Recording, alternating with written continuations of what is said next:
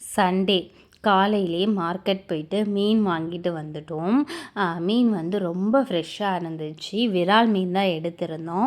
பார்த்திங்களா இவ்வளோ வந்து பிளட்டோடு இருக்குன்னு சொல்லி கட் பண்ணும்போது நல்லா ஃப்ரெஷ்ஷாக இருந்துச்சு. அதனால தான் ரத்தமும் வந்து உங்களுக்கு அவ்வளோ க்ளீனாக வந்து தெரியுது. இதே ஐஸ் கட்டியில் வச்சா உங்களுக்கு ரத்தமே வராதுங்க. அது வந்து ஃப்ரெஷ் கிடையாது. 2-3 நாள் வச்சுருப்பாங்க. இது வந்து ஃப்ரெஷ்ஷாக பிடிச்சிட்டு வந்த மீன். ஸோ நல்லா இருந்துச்சு. க்ளீன் பண்ணும்போதே வந்து பாருங்கள் எவ்வளோ வந்து ஸ்ட்ராங்காக இருக்குன்னு சொல்லிட்டு. இதை வந்து மார்க்கெட்லேயே கட் பண்ணி வாங்கிட்டு வந்ததுனால நம்ம அந்த குடலெல்லாம் கொஞ்சம் லைட்டாக ஒட்டியிருக்கும். ஸோ அதை வந்து நம்ம க்ளீன் பண்ணிக்கிட்டால் போதும். இதை 2-3 வாட்டி நல்லா வந்து உப்பு போட்டு கலந்து நம்ம தேய்ச்சி கழுவுனோன்னா நமக்கு அந்த செதில் அதெல்லாமே இருந்தால் கூட வெளியில் வந்துடும். நம்ம வந்து ஃபஸ்ட்டு அந்த குடலெல்லாம் க்ளீன் பண்ணிடுறேன். தலையே வந்து ஒரு 1/4 கிலோ இருக்கும் போலங்க, அவ்வளோ பெருசாக இருந்துச்சு ஹெட்டே. நீங்கள் எவ்வளோ பேர் விரால் மீன் வந்து குழம்பு செஞ்சுருக்கீங்கன்னு சொல்லுங்கள். விரால் மீன் வந்து சென்டரில் முள் இருக்கும், சைட்லலாம் நல்லா செதையாக இருக்கும். ஸோ அதனால தான் இதை வாங்கியிருந்தோம்.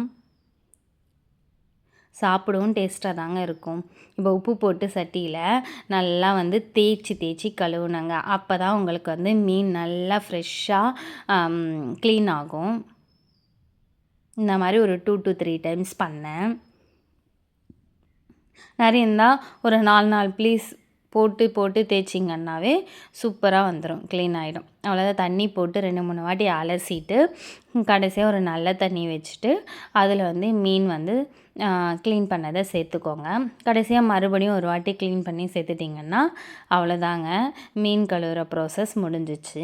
எனக்கு வந்து கட் பண்ண தெரியாதுங்க. ஸோ அதனால தான் வீட்டில் வந்து கட் பண்ணி வாங்கிட்டு வருவாங்க. இதே வீட்டில் வந்து மதர்-இன்-லா இருக்காங்கன்னா அவங்க வந்து கட் பண்ணுவாங்க.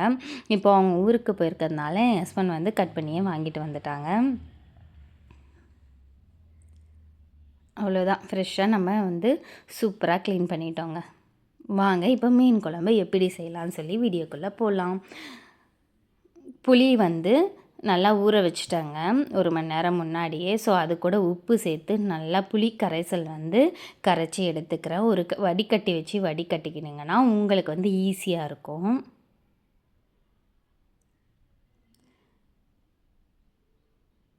அவ்வளோதாங்க, வடிகட்டியாச்சு. இப்போ வந்து ஒரு சின்ன தக்காளி நல்லா பழுத்ததை இது கூட வந்து சேர்த்து நல்லா பிசைஞ்சிக்கோங்க. இதே டைமில் வந்து உப்பும் வந்து தேவையான அளவு சேர்த்துக்கோங்க. கரைச்சாச்சு. இது கூட நம்ம வீட்டில் அரைக்கிற குழம்பு மிளகாய் தூள் இருக்கு இல்லையா, ஸோ அதை வந்து சேர்த்துக்கலாம்.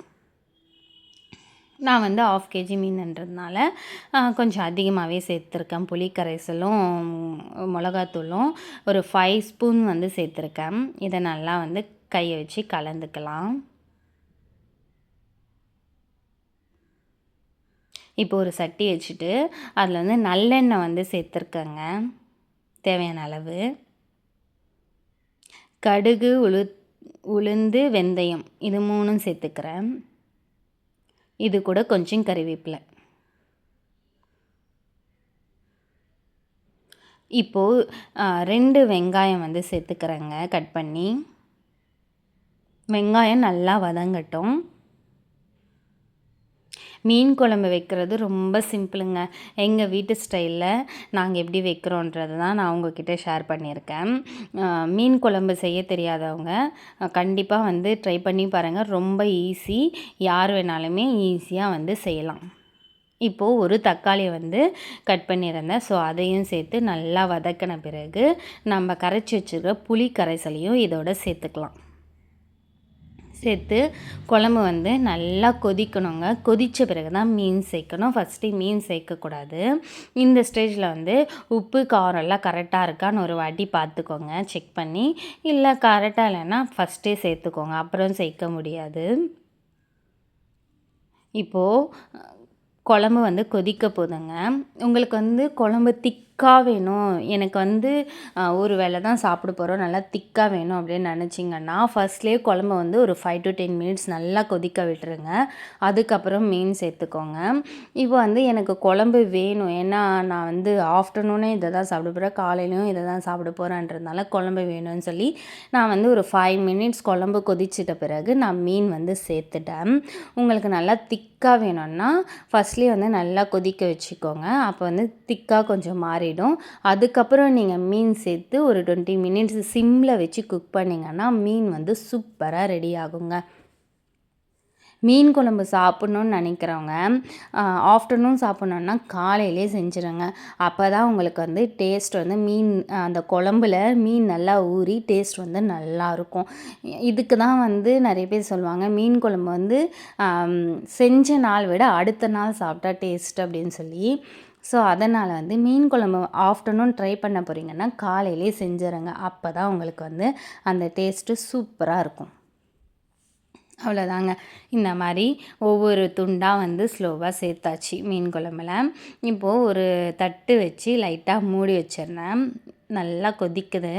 ஸோ அடுப்பை வந்து சிம்மில் வச்சு பண்ணுங்க. நான் சிம்மில் வச்சு ஒரு 20 மினிட்ஸ் வந்து குக் பண்ணியிருக்கேன். அப்போ தான் உங்களுக்கு வந்து மீன் உடையாமல் நல்லா வந்து குழம்பு ரெடி ஆகி வரும்.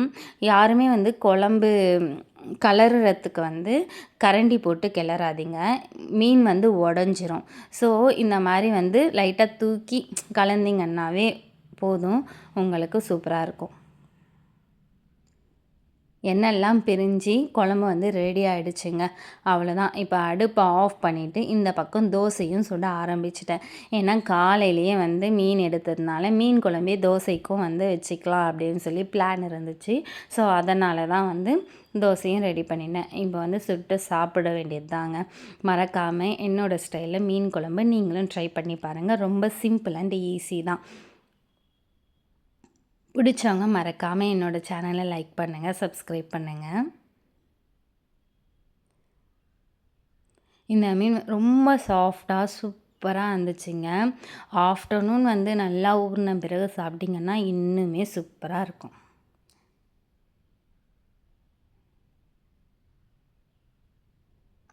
இந்த மாதிரி வீடியோஸ்க்கு ஹரிதா சுரேஷ் விலாக்ஸை சப்ஸ்கிரைப் பண்ணுங்கள். தேங்க்ஸ் ஃபார் வாட்சிங்.